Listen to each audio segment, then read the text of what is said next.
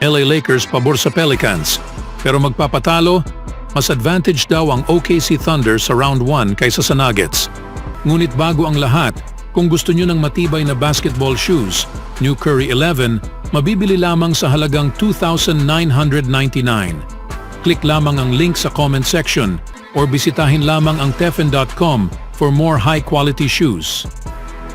Narito na ang NBA Playoffs at mag-uumpisa tayo sa isang nakakaingganyong labanan sa first play-in game kung saan haharapin ng 8th seed Los Angeles Lakers na hawak ang 47-35 ang 7th seed New Orleans Pelicans na may record na 49-33. Ang mananalo ay magpapatuloy para makalaban ang Denver Nuggets sa first round ng playoffs. Nitong nakaraang laro sa regular season, nagharap ang dalawang team kung saan nanalo ang Lakers sa 124-108 sa daan bilang half-point underdogs. Ang mga koponang ito ay nagharap ng 4 na beses sa regular season kung saan 3 beses nanalo ang Lakers. Ang tip-off ay nakatakda sa 7:30 a.m. mula sa Smoothie King Center sa New Orleans at maaaring mapanood sa TNT. Nagkaroon ng strong finish ang Lakers.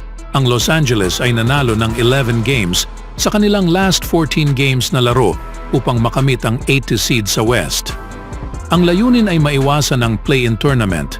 Ngunit sa pagdating sa ikawalo, dadaan ang Lakers sa play-in tournament na may karampatang kalusugan. Nagkaroon ng strong finish ang Lakers.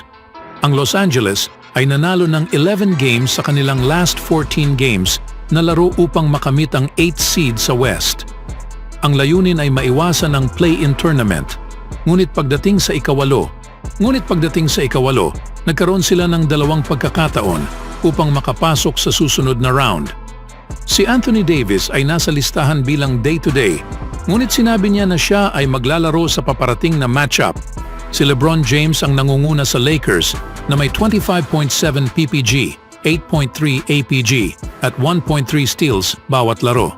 Sa edad na 39-year-old, siya ay may career high sa 3-point percentage na umabot sa 41% sa kanyang shooting at nakakakonect ng 2.1 threes per game. Nagtala si James ng 28 o higit pa sa huling 3 laro sa season, kabilang ang isang 37-point game laban sa Grizzlies. Si Anthony Davis ang isa pang star sa Los Angeles na may average na 24.7 PPG at 12.6 RPG.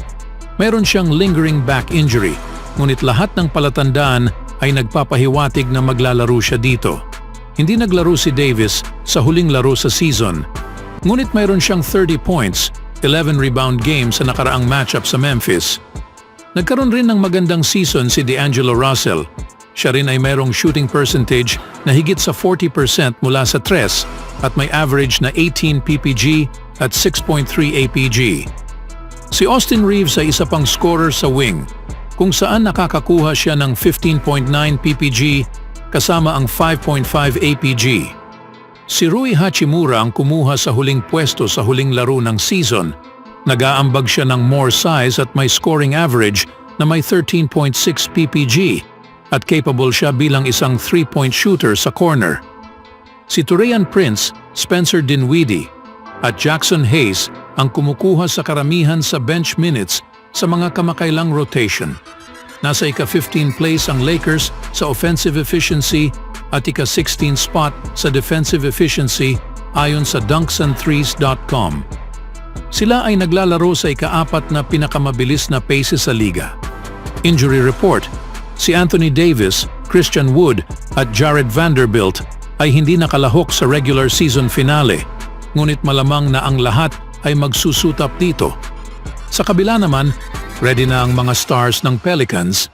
Ang 3 pinakamahuhusay na players ng New Orleans Pelicans ay may mahabang kasaysayan sa mga injury, ngunit silang lahat ay malusog ngayon sa parehong oras papunta sa playoffs na ito. Si Zion Williamson at Brandon Ingram ay handang talikuran ang ideya sa pagiging mga young stars at patunayan na kaya nilang manalo sa mga laro sa playoffs. Si CJ McCollum ay ang isa pang miyembro sa kanilang Big Three. Siya ay nagkaroon ng collapsed lung noong panimula ng season, ngunit ganap na malakas na ngayon. Si Brandon Ingram ay nawala sa oras kamakailan dahil sa isang injury, ngunit bumalik upang maglaro sa huling laro ng season laban sa Lakers. Nagtapos si Zion Williamson sa season na nakapaglaro sa isang career high na 70 games. Siya ang nangunguna sa team sa scoring na may 22.9 points per game at dumagdag din ng 5.8 RPG at 5 APG. Si Brandon Ingram ay bumalik mula sa kanyang knee injury. Siya ay may 20.8 points per game at nangunguna sa team sa assists na may 5.7 APG. Sinikap ni Ingram sa sarili na makabalik sa rotation na kung saan nagtapos lamang siya ng 13 points sa 23 minutes kontra sa Lakers. Nagtapos si CJ McCollum sa season na may average na eksaktong 20 PPG. Nakuha niya ito sa pamamagitan sa solid na pagtatapos na nakapagtala ng 25 o higit pang puntos sa bawat isa sa kanyang last 7 games. Siya ang pinakamahusay na shooter sa team na may 3.6 made 3-pointers bawat laro sa 42.9% shooting mula sa long range. Si Jonas Valanciunas ay naging starter sa lahat ng 82 games bilang center. Siya ay may average na 12.2 PPG at 8.8 RPG. Ang kanilang injury report ay wala. Ang Lakers ay nakakatanggap lamang ng 1.5 points sa spread. Ito ang pinakamaliwanag na bahagi ng season dahil lahat ay tututok upang makita kung sino ang mag-a-advance sa laro sa play-in tournament na ito. At sa pagsusuri sa mga stars, tanging si LeBron at AD lamang ang nagpakita na capable silang maglaro sa pinakamalaking entablado. Si Zion ay nakapagtapos ng strong finish sa season at sa wakas ay naging healthy. Ngunit ang kanyang laro ay medyo isang dimensional pa rin na nakatuon sa pagsalakay sa rim at pag-score sa loob ng paint. Ang Lakers ay malalaki sa loob. Si Anthony Davis ay isa sa pinakamahusay na post defenders sa liga at palaging may pagkakataon si LeBron na lumipat sa kanya kung kinakailangan. Si LeBron ay mas nakatuon sa perimeter, ngunit 3 inches na mas matangkad kaysa kay Zion at patuloy na isang elite na defender kung gugustuhin niya. Ang Lakers ay pinili ang mga malalaki sa mga kamakailang lineup. Pinagsimula si Hachimura at dinala ang athletic big na si Jackson Hayes mula sa bench. Ang Lakers ay nanalo ng 3 sa 4 na pagkikita laban sa Pelicans ngayong season. At pinili ng mga analyst na Lakers ang mananalo sa laro na ito. Ngunit ang isa sa mga katanungang naganap ngayon ng karamihan ay, ito nga ba ang pinakamasamang bagay sa mundo na matalo ang Lakers sa laro na ito sa New Orleans? Tanong ni Young Misuk. Pagkatapos ay maglalaro sila para sa 8th seed at makakakuha sila ng mas magandang matchup at medyo malalagay sa kaguluhan kung makakalaban ng Oklahoma City ang Lakers o kahit ang Golden State.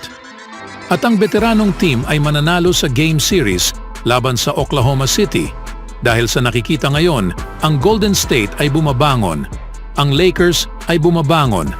Andito sila para sa gulo na iyon. Pero sinasabi ko lang, hindi ito ang pinakamasamang bagay sa mundo kung matalo ang Lakers sa laro na ito, ayon sa NBA analyst. Sa teorya, naiintindihan ko ang ganitong paraan ng pag-iisip.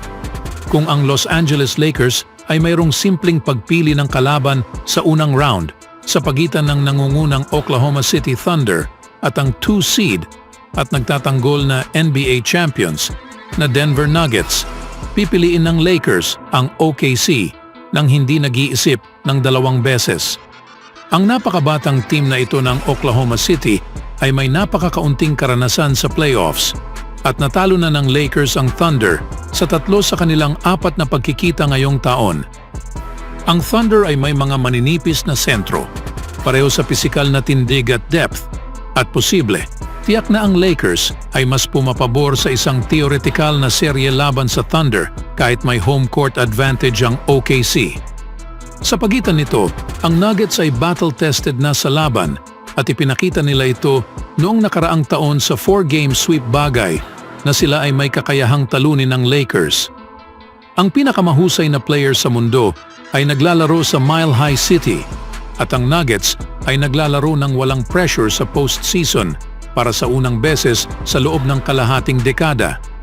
walang team sa Western Conference na dapat o gustong makaharap ang Denver Nuggets. Ang Boston Celtics ay malamang na ang tanging team sa liga na maaring maging consensus pick na pabor kaysa sa kasalukuyang NBA champions. Ano sa tingin niyo mga kaibigan? Dapat bang iwasan ng Lakers ang Nuggets? Always do it on my own, so I gotta get through it. And the only thing I know is to love what I'm doing. Never give up, never slow, till I finally prove it. Never listen to the no's, I just wanna keep moving. Keep my head up when I act, head up, that's a fact. Never looking back, I'ma keep myself on track.